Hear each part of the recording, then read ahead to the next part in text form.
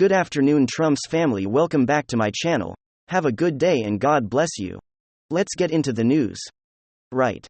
That's James Corden with Pete Buttigieg on his late-night talk show spreading absolute total fake news about Donald Trump's nonchalant attitude with nuclear codes. I mean, I don't even know what the hell these people are talking about on his bedside on his night table. P. Buttigieg doesn't correct the record, just feeds into the garbage narrative, but it seems as though the real individual who had a total disregard for classified information and its storage was sleepy, creepy, poopy pants Joe Biden. And now, of course, we have a lot of questions which Joe Biden is refusing to answer. Questions are legitimate, and the most important question is, how did those documents get their sleepy, creepy, poopy pants? Joe Biden wants you to believe that he had no idea, absolutely no idea, that those documents were there, just like he had no idea of his son Hunter Biden's business dealings. Seems like it's a talking point or a response that he's used before.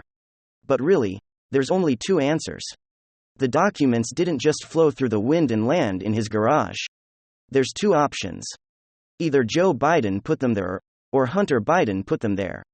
And here's where things get real interesting. This is Hunter Biden's license, his driver's license from Delaware. Now I'm going to blur out most of the information. But what's really interesting here is Hunter Biden's home address is listed at the exact same place, the exact same home where these classified documents were found. And now that is raising some serious questions, raising a whole lot of eyebrows, because regardless of how you look at this thing, it's bad either way. Either Joe put them there, Hunter put them there. But regardless of who put them there, the fact that someone like Hunter Biden was residing in a location with access to classified documents, possibly pertaining to Ukraine and China, while doing business with high-powered foreign nationals from these countries, is alarming to say the least. It's really the macro view here. The Bidens are in possession of classified information. Hunter Biden is connected. Hunter Biden seemingly has access to these documents because he could literally just go into the garage, open up a file box, and boom, classified documents from the Obama administration when his father was working as vice president and all the meanwhile. Hunter Biden has very cozy relationships with foreign nations, being paid millions upon millions of dollars for seemingly nothing. Were they selling classified information? Were they selling access? That's the most intriguing element of the story. People want to make it seem as if it's just a mistake, or it's just wrongful handling of documents. It goes beyond that. It's the Bidens. There's a reason why they were holding classified information. You don't take these documents secretly, hiding them in your personal residence for no reason that has to be willful, and you certainly don't have them in your garage for no reason. That seems like a hiding spot, and such a stupid hiding spot to begin with. Joe Biden has so much respect for classified documents. He takes it real seriously. He puts it behind a wood garage door in a suburban house, just laying around, sitting in his garage. If somehow crackhead Hunter Biden on a bender during a drug-induced psychosis happened to mention that there's classified information in Joe Biden's garage, then literally anybody could have broken in, gained access to those top-secret files, and done whatever they wanted with them. It's all just so absurd on so many levels. And it just goes to show that this family, this president, this man cannot be trusted, and the media and his administration goons that continue to defend him and deflect are further proof of exactly that question that journalists are now asking is, are there more documents to be found? Well, I could pretty much say, unequivocally, without a doubt, at least in my opinion, absolutely. There are, it's kind of like the southern border illegal emigrate. One thing, there's 2.5 million that are apprehended every year. That's the official number. Well, how many do we not know about? How many are just sneaking into the country now when it comes to the secret classified documents that Joe Biden stole? Well, how many are we just unaware of? Where are they? And more importantly, what is the Biden crime family syndicate doing with them? Those are the questions we must be asking. Thankfully enough, the GOP House is now launching an investigation. It should go beyond that, because we know Merrick Garland as DOJ is not going to do a thorough job with their special investigation. Joe Biden has been caught. In my view, he is a criminal. Now the question is, anybody going to have the guts to actually do something about it? Of course, we'll have to see. And then, this is some big news. The Treasury Secretary says we will hit our debt limit next week and will take, quote, extraordinary measures to avoid default. Treasury Secretary Janet Yellen said the United States will hit its debt limits on exactly January 19, at which point the Treasury Department will take extraordinary measures to avoid default. She called on Congress to raise the debt ceiling as soon as possible, with the government on track to max out its $31.4 trillion borrowing authority next week. Without intervention, the government would be left unable to pay its bills by June. It is unlikely that cash and extraordinary measures will be exhausted before early June, she wrote in a letter to House Speaker Kevin McCarthy. She continues, I respectfully urge Congress to act properly to protect the full faith and credit of the United States. The House GOP begins a probe into the Afghanistan withdrawal. House Republicans have begun their probe into the Biden administration's botched withdrawal of U.S. forces from Afghanistan, asking that Secretary of State Antony Blinken provide them with a bevy of information on the matter. Quote, We owe this to the American people, especially our service members and veterans. House Foreign Affairs Committee Chairman Representative Michael McCaul of Texas said the Texas lawmaker has set a deadline of January 26 for the administration to hand over intelligence reports and communications with both the Taliban and Islamic Republic. While he previously requested such information while serving as the committee's ranking member, he now has formally asked the committee chairman. Republicans have vowed to issue subpoenas should the administration continue to withhold the information. It is absurd and disgraceful that the Biden administration has repeatedly denied our long-standing oversight requests and continues to withhold information related to the withdrawal of your continuous quotes. In the event of continued noncompliance, the committee will use the authorities available to it to enforce these requests as necessary, including through a compulsory process. The Department of Homeland Security assists non-citizen workers by avoiding deportation if they report labor violations. The Department of Homeland Security announced this week that it would streamline a deferred action process for, quote, non-citizens who report labor violations so as to help them avoid deportation. The agency hopes that the policy will help to identify exploitative work environments by protecting those who come from, quote, immigration-related retaliation from the exploitative employers. According to the press release, DHS contends that workers often avoid reporting labor violations for fear that their employers will retaliate on the basis of their immigration status, effective immediately.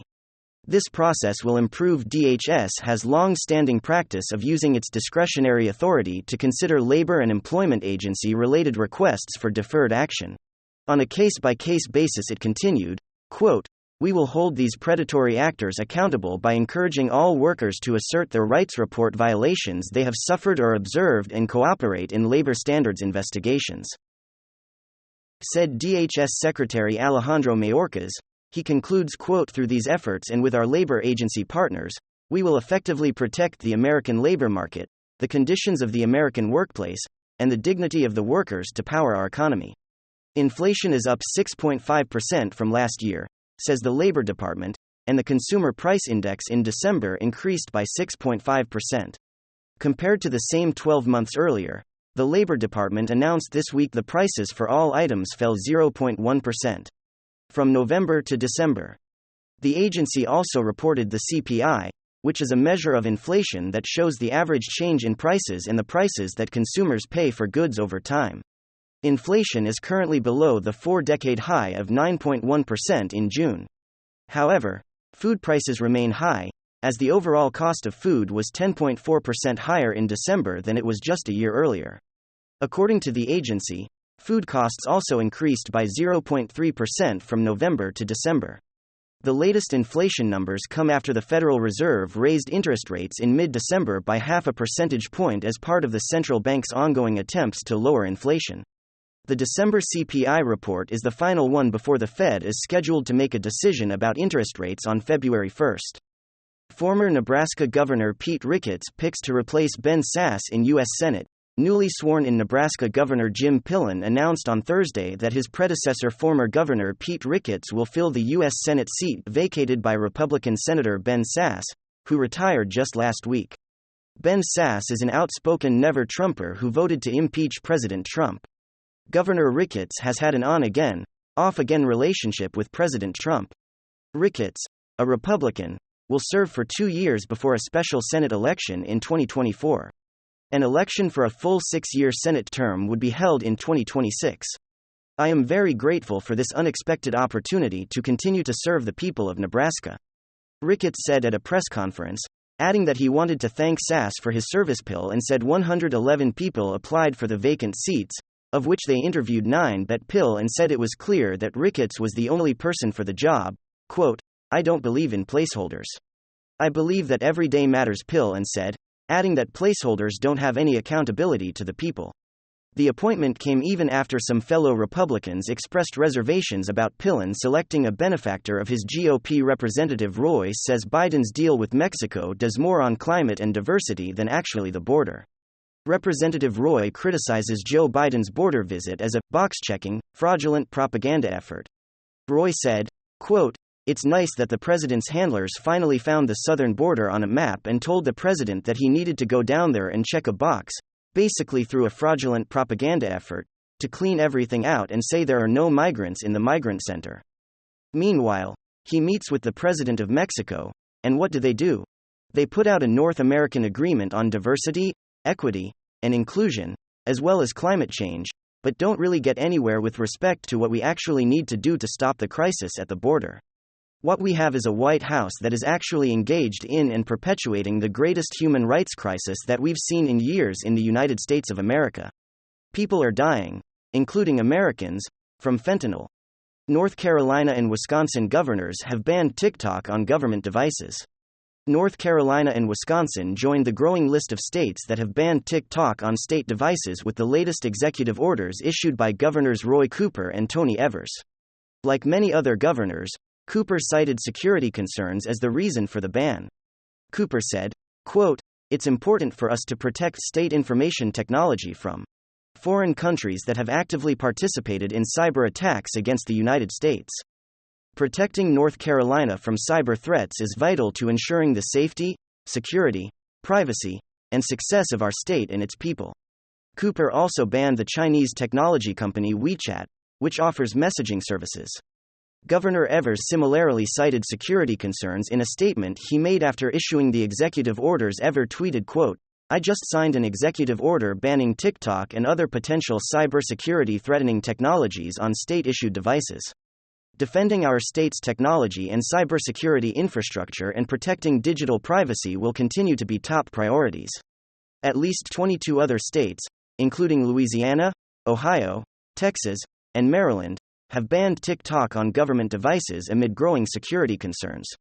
Additionally, Kentucky lawmakers are expected to consider a similar bill just next month that would ban China's own social media platform from state-issued devices.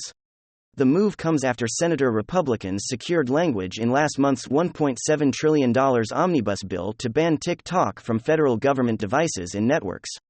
A poll says 86% of Republicans want Harmeet Dillon as RNC chair in the closing weeks of the race to lead the Republican National Committee. New polling shows 86% of Republicans would like to see a leadership change. According to a Trafalgar Group, Convention of States Action poll, 86% of Republicans support lawyer and California Republican National Committee woman Harmeet Dillon to take the helm, while only 14% support the current chair Ronna McDaniel. Dillon has overwhelming support from every age, race, and gender cohort. Dillon polls above 84%. In every demographic, the most support is found among 18 to 34-year-olds, while McDaniel remains below 60%. Finding the most support among 45 to 64-year-olds, both men and women favor Dillon at 89% and 83%, respectively. Well, McDaniel clocks in at 11% and 17%, respectively. The race for RNC chair has been heating up while McDaniel is making a play for a fourth term in office. Dillon's challenge has gained traction in the last several months. The poll was taken from January 9 to 11. Among 1,000 registered Republican voters with a margin of error of 2.9%. Alright, thanks for being here folks, please receive a big hug from all of us. Let me know down below if you like these updates.